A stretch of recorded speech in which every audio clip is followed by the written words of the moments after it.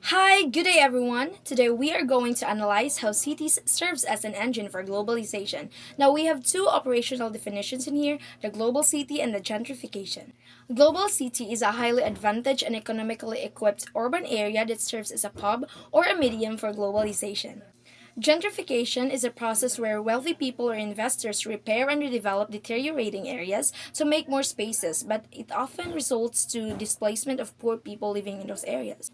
Now, this topic actually has 5 points, and I'm going to talk about the first point: why study global cities. First, you have to analyze globalizations in the sense that it is spatial. Spatial in here has two definitions. First, it is spatial because it occupies physical spaces, and second, it is spatial because it moves and makes progress through places. Now, going with the first definition, when a city is highly developed and is economically equipped, the property values in that certain area is also highly expensive. With such being stated, this actually lures more businessmen, investors, or wealthy people to make investments or even purchase units in that certain city. And follows big companies constructing skyscrapers, businessmen creating their own businesses, and you see, it actually occupies physical spaces. And this results to gentrification, where, as per definition earlier, it is the redevelopment of deteriorating neighborhoods to make more spaces, and it actually affects the poor people living in those areas because they are actually displaced and driven out of the city to make more area for development. Now, with the second definition, it is spatial because it moves and make progress through places. You see, globalization uses cities as a medium for growth. According to Web, as of 2020, the top 10 global cities are as follows: New York, London, Tokyo, Beijing, Hong Kong, Los Angeles, Chicago, Singapore, and Washington. Los Angeles is the home of Hollywood, where movies are created for global consumption. And Tokyo is the main headquarters for Sony, and where companies coordinate sales of their electronic goods to branches around the world. And as what you have heard, globalization takes place in these cities and a lot more urban places. Now, why study global cities? It is because they are both products and producers of globalization. They play an important role in shaping the global economy, culture, and society, and they are also shaped by it. Defining the global city. In the global city, defining the significance of competitive advantage and the serve as a globalized economic system. In 1990 state that sociologist Saskia Sassin popularized the term global city. The word global city is a general considered to be an important note in the global economic system. The most complex of these entities is the global city, whereby the linkage city have a direct and tangible global affairs through the socio-economic.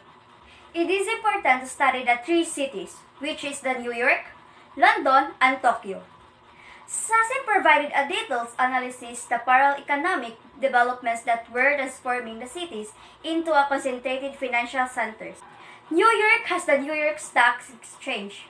The New York State is a top 10 manufacturing state in the United States. New York is a significant decrease in activity for the rest of our nation. For example, the New York Stock Exchange in $19,300 billion, while the shares in the Philippine Stock Exchange is $231.3 billion. While the London has Financial Times Stock Exchange, London is the leader of global finance. Defining the global city can thus be difficult. In what ways are cities global, and to what extent are they global? So, in context international organization, difference such as a law firm's headquarters for the multinational countries, as well as the stocks exchange that influence the world economy. So, in this topic, we will discuss about globality.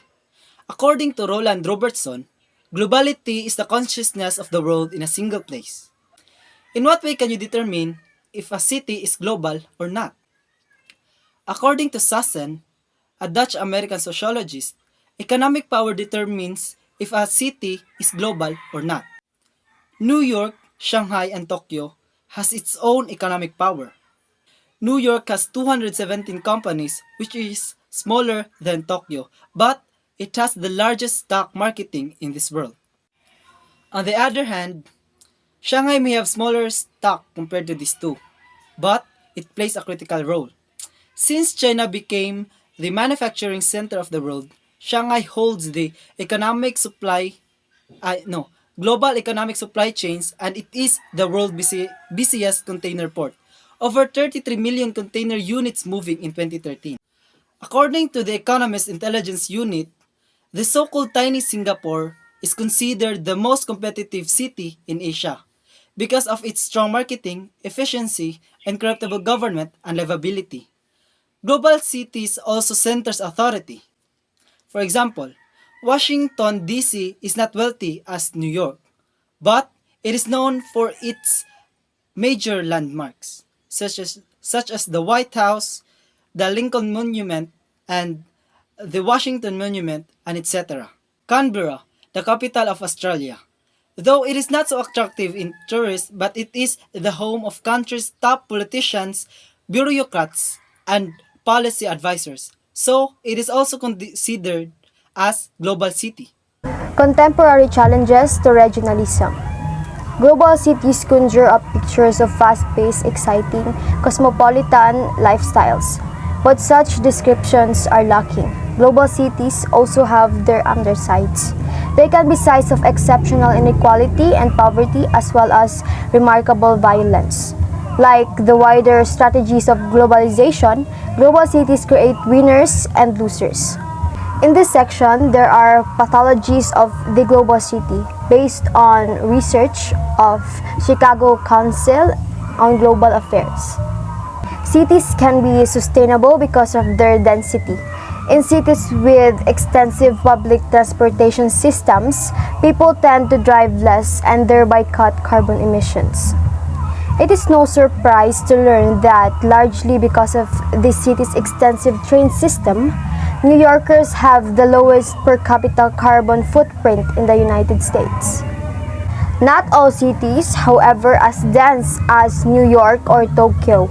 Some cities like Los Angeles are urban sprawls with massive freeways that force residents to spend money on cars and gas. More importantly, because of the sheer size of city population across the world, it is not surprising that urban areas consume most of the world's energy. Cities only cover 2% of world's land mass, but they consume 78% of global energy. Therefore, carbon emissions must be cut to prevent global warming. If more food can be grown with less water in denser spaces, cities will begin to be greener.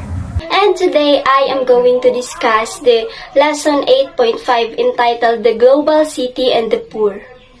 The global city has made an impact to the poor. We have consistently noted that economic globalization has paved in the way for massive inequality. The massive inequality is a barrier to poverty reduction. It is a gap between the rich and the poor that grows wider every year and leads to huge differences in life chances. This phenomena is very pronounced in large cities. Some large cities, particularly in Scandinavia, have found ways to mitigate inequality through the state-led social redistribution program. This is Scandinavia, and this country has become successful because their prosperity and quality of life are often identified as wage equality, high public welfare spending, solid public and primary education, and a homogeneous population. Yet, many cities, particularly those developing countries, are sites of contradiction. In places like Mumbai, Jakarta, and Manila, it is common to find gleaming buildings alongside the massive shanty towns. In the outskirts of some countries, we can find poor urban enclaves occupied by those people who often experience and have denied better chances in life. As the city attracts more capital and richer residents, the real estate prices goes up, and poor residents are forced to relocate to far away but cheaper areas. And this phenomena, driving out the poor to favor the newer and wealthier residents, is called gentrification. Gentrification is a process where the character of a poor urban area is changed by wealthier people moving in, improving houses, and attracting new businesses. Most poor Aboriginal people are acutely affected by this process because they were forced to move farther away from the city centers, which offers more jobs, better government services, and better transportation. The global city may be a paradise for some, but a purgatory for others. In the same way, countries will find it difficult to reject all forms of global economic integration. It will also be hard for them to turn their backs into their regions. The history of regionalism shows that regional associations emerge as new global concerns arise. The future regionalism will be contingent on the immense changes in global politics that will emerge in the 21st century. Therefore, global cities are sites and mediums of globalization. Through them, we see the best of globalization. They are places that create exciting fusions and culture of ideas. They are also places that generate tremendous wealth, but we should remember that they remain sites of inequality, where global servants serve as global entrepreneurs.